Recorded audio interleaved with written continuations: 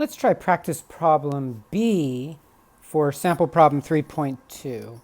And this is the topic having to do with percent composition by mass and how we find the chemical formula for a compound given that information. Okay, so here's how we go about this one. I'm going to write down the information that we have.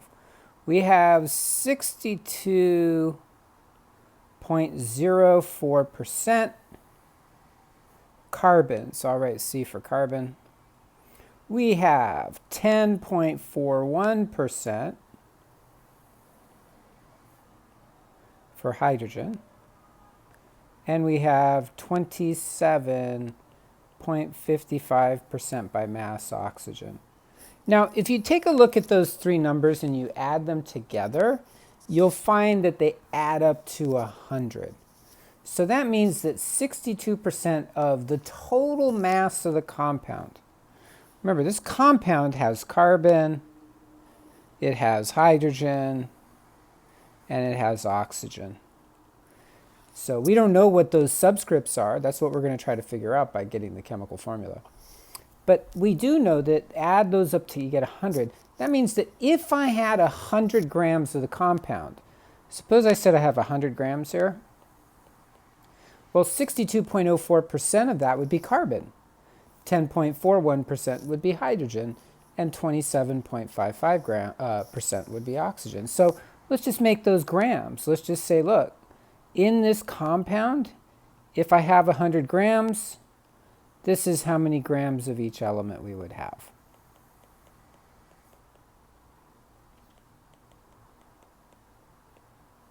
Okay, so that's useful to try it that way. The next step would be to say we want to know what these subscripts are. So remember, the subscripts are the number of how many are in there, the ratio of how many are in there. So it could be 1 mole to 2 moles, or 3 moles to 4 moles, or 1 mole to 4 moles, right? So what we want to do then is just have it in moles. So the way you convert grams to moles is you divide by the molar mass of the element. So 1 mole of carbon is 12.0 grams. 1 mole of hydrogen is 1.01 grams. That's from the periodic table, right? And 1 mole of oxygen is 16.00 grams of oxygen. So just divide by the molar mass to get the moles of each of those. So let's try that. 62.04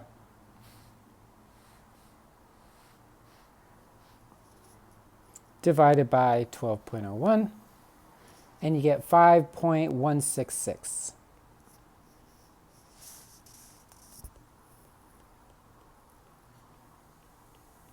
Let's try the hydrogen. 10.41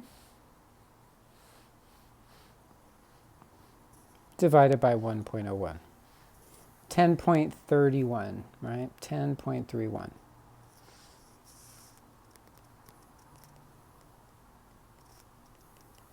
And then for oxygen, 27.55 divided by 16.00, and you get 1.722.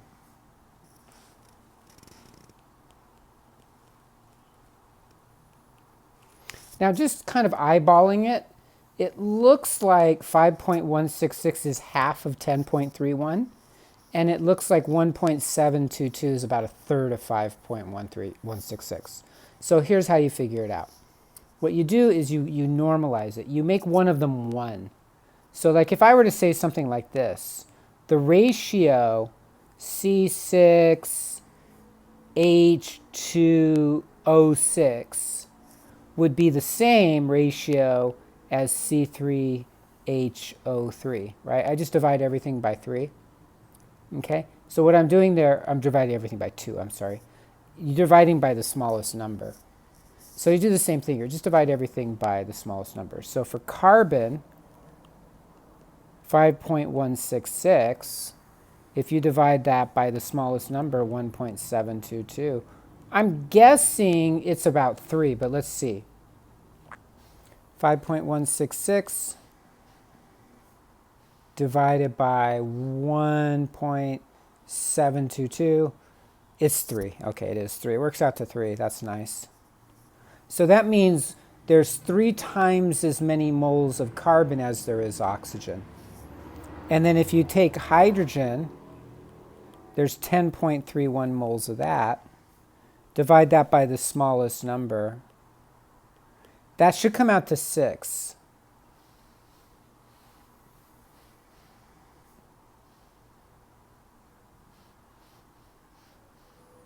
Pretty close, right? That's really close to 6. So I'm just going to go ahead and write that 6. 5.98 is close to 6. And then, of course, the oxygen is just going to be 1, right? If you take 1.722 and you divide it by itself, you get 1, okay? So that's just figuring out what the ratios are such that the smallest one is a 1. So it looks like it's C3H60.